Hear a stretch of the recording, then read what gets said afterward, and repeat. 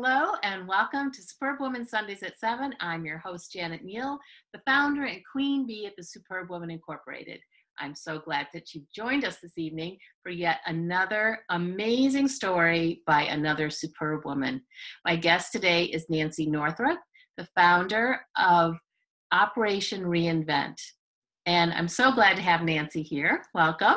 Thank you. It's a pleasure. Well, I'm going to get to Nancy in one second. Let me just tell you a little bit about the Superbwoman. I started the company with the belief that women have the power to change this world in an instant as soon as we realize it. There are so many of us who've bought into the Superwoman role that's all about doing. It's all about what you should do. And let me tell you from personal experience, and I don't know about you, Nancy, but it doesn't work. So I am all about being a superb woman. It's all about the be. It's about learning to be yourself, to tap into who you are, what your strengths are, your passions, what your goals are. And as soon as you do that, you become comfortable in your own skin and you are able to do amazing things. Be first, then do. So I have met so many great examples of women who are superb, who are living this superb life. And Nancy is just one more example. And so I started this show just to bring these women into your life so that you can learn from them and take advantage of what they have to offer. So Nancy, as I said, started this organization called Operation Reinvent. But that's not where she started. So she started actually as an English major and teacher, and then went into the family business, which took her on a whole nother path. And then she made another detour off of that to bring her to where she is today. So Nancy, again, welcome. Tell us, how did you go from being a teacher, and tell us about your fabulous family business that you went into and how that has helped you on your path to where you are today. Thank you, Janet. And first of all, it's a real honor to be here. Thank you so much for that beautiful introduction. And I'm so happy to be able to share what took me on my path to authenticity. I think that's what you expressed. And I think it is about being your authentic self. And that brings all kinds of rewards and opens doors that we probably can't even imagine for ourselves. Absolutely. So yes, I was an English major and French minor, Francophile from the time that I was in my teens taking French 101. And my mother had developed a family business. She really was ahead of her time and a great influence on me. So I left teaching after a few years and went into the family business where she had products that she was distributing for geriatric patients as well as severely handicapped pediatric patients to keep them out of institutions and functional in their homes. And so I left teaching to become a sales manager for her and worked because I knew how to get funding for a lot of this very expensive equipment through school systems, et cetera. And after a few years, it's really heartrending to work with families who are faced with the kinds of challenges that those children often cause. And so my parents took me on a business trip with them to a major industry meeting where I was fortunate to meet a major manufacturer of medical devices, Medtronic. They were looking for a distributor for the Mid-Atlantic region. And that really set me on a path where I was stepping into my own outside of the family business and really creating something with myself and my husband, who was working for a big company. So this was kind of my baby. It was our baby. And it flourished, and I learned a lot about the physiologic effects of electricity on muscles and circulation. I was working with chronic pain patients, with neurologic and orthopedic rehabilitation patients, as well as with equipment that assessed their balance and their muscle strength. So I received a lot of on-the-job training and was just really fortunate to be able to see the results of what we were doing in the company, because the products that we sold actually improved the quality of life for the people that we were working with, the patients and the physical therapists who helped them. So that was great. And because of my knowledge of electromedicine and, frankly, personal vanity, I was curious to find out what would happen if you could put electricity on your quadricep or your arm what would happen if you used electricity on your face to prevent facial aging? So I had a good fortune of meeting a very prominent dermatologist at the University of Pennsylvania Center for Human Appearance, and he agreed to do a human study with a device that I had developed with the help of an engineer. And we assembled a group of 14 women who agreed to stimulate only one side of their face for 6 months' time. So when the ladies came in, we took all of their vitals and their data, et cetera, and they were required to come back and visit with us and have photographs and progress reports once a month. And that for me was transformative, because as the women saw their results and saw that they were looking better, it changed their energy. It changed how they interacted. It changed how they expressed themselves. And it was just a palpable, tactile experience for me to actually engage with women who were in the process of feeling better about themselves. And actually, it was curious that it was set at the Center for Human Appearance, which, human appearance is really important in our daily lives. And particularly for women, I think we have this DNA that requires us to feel good about how we appear, to feel attractive. Maybe not in the classical sense, but we all know when a woman is attractive, and it's an energy that we exude. So frankly, that set me on my path to knowing that my karma really is to help women look good and feel good about themselves, and create a positive energy around whatever it is that we are embarked on in terms of our careers. And that kind of culminated in the founding of Operation Reinvent, where we are actually helping women step out of uniform after years of military service into a culture that they really can't recognize from a professional point of view, and oftentimes even from personal circumstances. Imagine getting up every day for years and years, putting on your camo and your combat boots, no makeup, and your hair pulled back in a bun. Imagine suppressing your feminine side because you have to be one of the guys who outnumber you 10 to 1 so that you won't be perceived as weak. I've met women who've served in the military who've taken the path of becoming a linguist, which is a really difficult thing to do. The attrition in those ranks is very, very high. I met a young woman who had learned Farsi.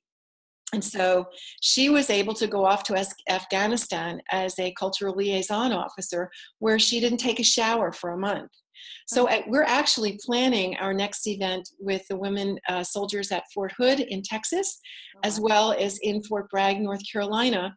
And we're very excited about that, because we have women coming into this class who've got 15, 20, 25 years of military service. And when we are able to help them transition into a new culture where they don't know the language or the currency. So we're very privileged to be able to work with the very large number of women who are transitioning out of the services each year.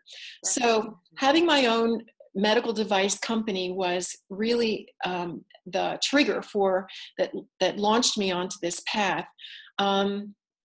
After I developed the device, we were able to commercialize it and sell it through physicians' offices and medical spas.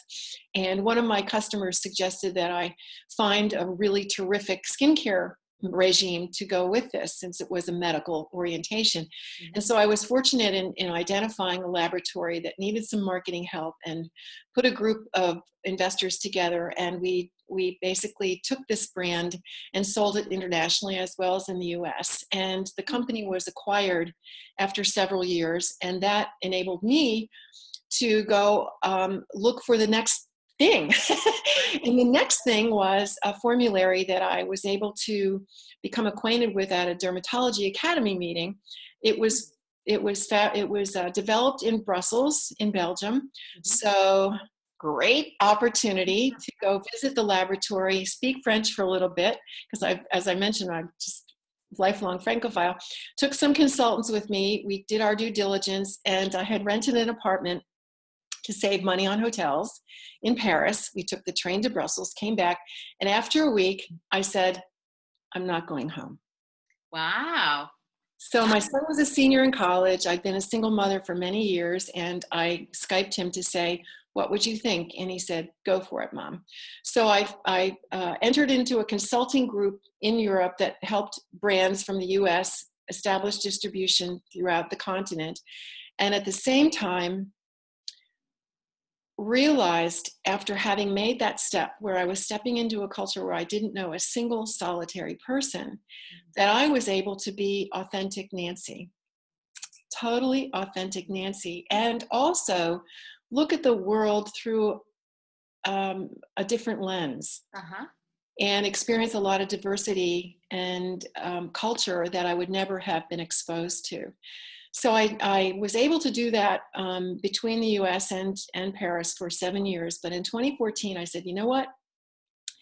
It is time to come home. And my son had gone into the military. He's an active duty naval officer. And his experience and the sacrifices that I see him making, along with the females that even have a harder row to hoe, really attracted me to the nonprofit space in helping women veterans who are often unrecognized, too frequently unrecognized. They're very likely not to self-identify as veterans, and they face enormous challenges in reintegrating into civilian life after careers in the military. So I Googled makeovers for women veterans and ended up connecting with Julie Liu at Nuremberg, who had founded Operation Reinvent and was doing it as a solo entrepreneur. So we joined forces about 2.5 years ago, and I'm so grateful to say that we've been invited onto some very major installations, military installations, where they recognize the value of our program. It's not to say that the guys don't have issues. Anyone leaving that military culture has to realize that things are different and learn new skills and new ways of behaving within the civilian workplace. But women have it a little more difficult time. So it's just been an incredible journey to get to where we are today and have the opportunity to help so many deserving ladies, smart, savvy, gritty people who have sacrificed a lot and want to accomplish more. Well, congratulations. I mean, it's a wonderful organization that you've got, and it's a 501c3, correct? Yes, it is. Yes. Yeah. And a couple of things that you said that just really struck me.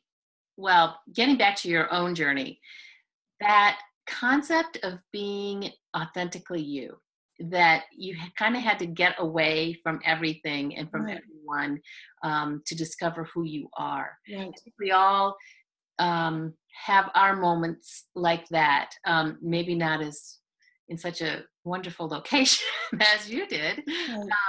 But I think that is really important, that you took that time to understand who you were, and and it took for you being in a totally foreign locale. Right. So I think that's something worth noting.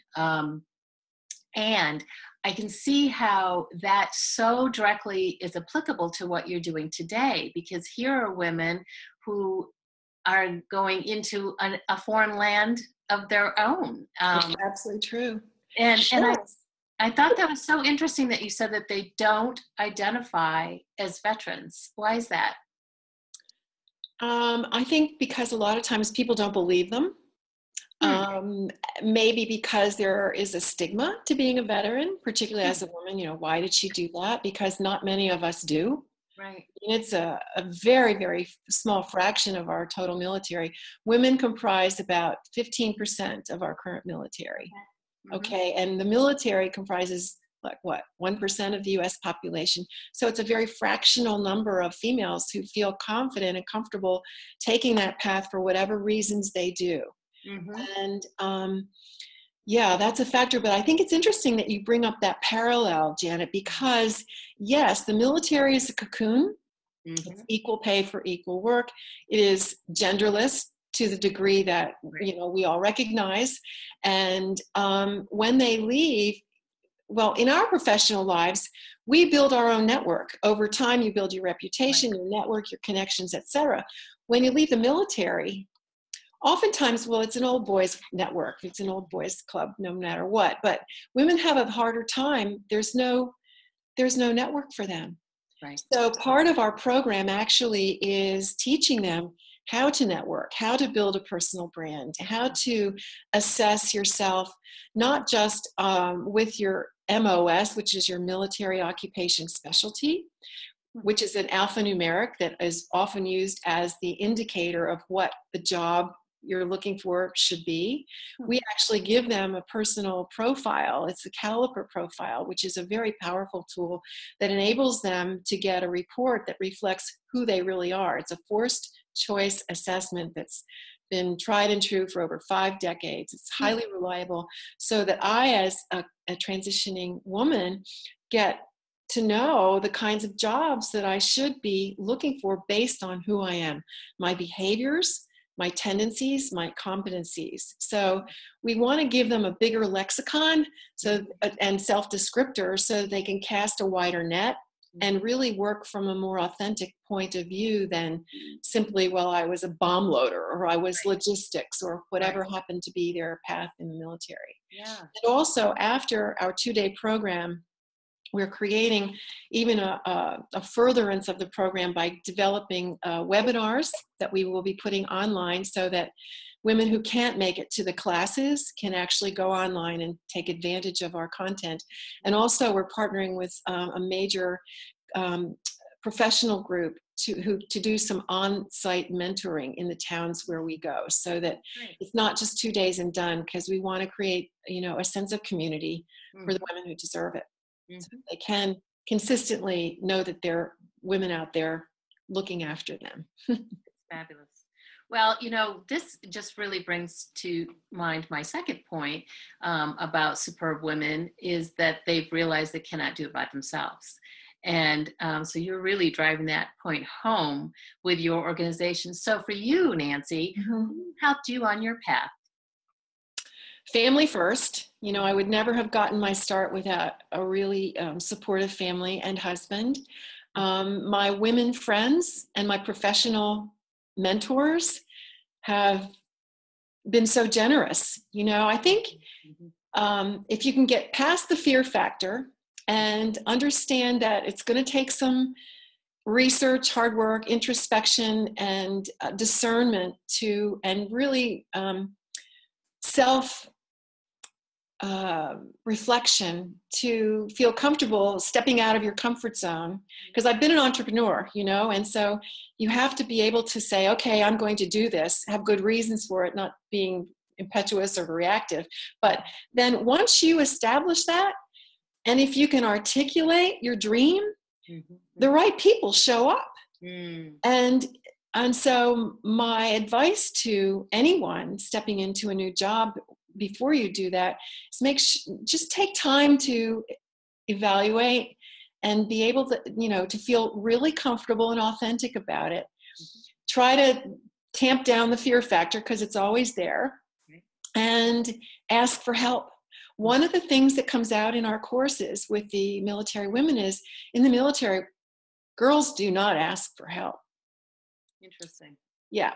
Because you've got to be strong and prove yourself every day. And so the reaction that we get in our classes is, oh my gosh, you're really here to help us. And the first day is all classroom. We're actually using webcasts and webinars to bring speaker experts to remote locations, so we can scale up the numbers of women that we serve. And the second day is an incredible transformative makeover, physical image, professional makeover. And we have the women come in groups, and we have teams of hairstylists and makeup artists fly in, manicurists. Macy's has been incredible, supporting us with fashion consulting and fashion shows to help them construct a civilian uniform. And I have to tell you, it makes us all cry. I mean, the mascara goes on once, twice, 6 times, and it's just... If you go on our website, operationreinvent.org, and look at some of the videos, these ladies leave feeling like they're $1 million. They even use that term. Their confidence is so shifted. And to understand that they've been in a room full of colleagues, females in the military, 50 women at a time, that's never happened to them. Yeah. So there's this bonding that takes place amongst them, and there's there's a makeover from the inside out, as one of our recent graduates described it, is that it really is beginning to internalize that feminine power they've had to maybe ignore during their years in the military. Absolutely. So it's incredible work. And I'm just so grateful to be able to spend my time with purpose. Yeah, that's so fabulous. So, one more thing that I talk about with superb women that I've noticed is they've learned how to let go of the shoulds. So, is there a should that you've learned to let go of? A should that I've learned to let go of. I think reinventing myself when I stepped out of the country for a while I should have done it sooner. If only it took me a long time to get there and really feel so comfortable and confident in my own skin. You know, I've always been successful, and I've always risen to the occasion and played whatever role was necessary to, you know, be a good, not a role, but perform the roles that were given to me as a mother, as a business person, as a wife, etc. But to basically just feel like you're okay alone, and you're not alone. I should have realized sooner that you're never alone. Yeah, because we aren't. I truly believe we have angels on our shoulders, and I think there are angels that show up in our lives at really important times and throughout, you know, week in and week out. You know, it's just so much fun being in the city, and watching the little things that happen that make people smile. I mean, New York gets a bad rap often, but it's a very generous town. And I think because there are so many people there that we kind of look out for one another. It's a very wonderful place to feel gratitude, to watch the small acts of human kindness that you can witness every day. So anyway, that's a bit of a digression, but to that point, gratitude is another thing that I really have come to notice a lot with superb women, that it plays a role in their lives. So you've just kind of touched on that. Has that always been so for you? Has gratitude always played a role in your life? I think so, yes. And even more so as I age. You know, get up in the morning. I had a broken foot last winter. I am so grateful every morning that I don't have a cast on my leg. You know, I mean, health and friends and the little things are so important. And one of the things that has really been a catalyst for gratitude in my life is I started meditating about 20 years ago. Okay. So I start the morning every day with a bit of silence and quiet my mind. And that really has helped me put myself in a positive, receptive place. And I try to do it in the evenings as well, because I just think first of all, it has a physical effect. There's great evidence that it lowers your blood pressure and takes stress out of your life, which we all need. But I think, meditation has been a real important tool for me to concentrate on being grateful. Wonderful. Yeah, that's a great suggestion. So what is next? I know you've got a lot going on with Operation Reinvent. Tell us more about what's going on next. What's next is I feel a movement taking form, and I'm so grateful to be part of your program, Janet, because as you said, women can change things in an instant. Look around. We have a woman running for president. We have a lot of focus on women in general these days and our power. And I think that my vision is that Operation Reinvent will become a movement, that we will put a woman's face on the word veteran and understand that women can be veterans too, and help. There are over 25,000 women a year coming out of the service. Wow. And there are over 700,000 women who've served since 9/11. And they have a lot to offer. They've given up a lot, but they've got tons to offer. And I think we can be really creative and supportive. So my vision is that we will see women recognized as veterans, and that we can help them achieve great things when they leave the military. So and I am so happy to be here and share the vision with your audience, because together we can make it happen. Fabulous. So if people want to get involved, how do they do that? Go on operationreinvent.org and look at our videos. You can donate on our website. It costs us $300 to put a woman through our program. So if you can find a way to support us financially, we're always looking for volunteers and mentors. If you have companies where you could put a team of mentors together, that would be phenomenal. So there are many ways in which you can become engaged. Donate, volunteer your time, talk to us, share your ideas. Help us amplify our message too. If you have a way of, communicating, share with your Facebook friends. Let's just get the word out there that, there's this population of terrific ladies who are just waiting to be noticed. Fabulous. Wonderful. And we will have a slide at the end of this with more information, including their website. Okay, thank you. So, Nancy, thank you so much for being my guest today. Oh gosh, Janet, I can't tell you what an honor it is to be part of this. So I appreciate it very, very much. Thanks. Thank you. And thank all of you for tuning in today and for being a part of this whole movement, as Nancy said, helping us all to become more superb. So until next week, when we'll have another superb woman, have a superb week. Take care.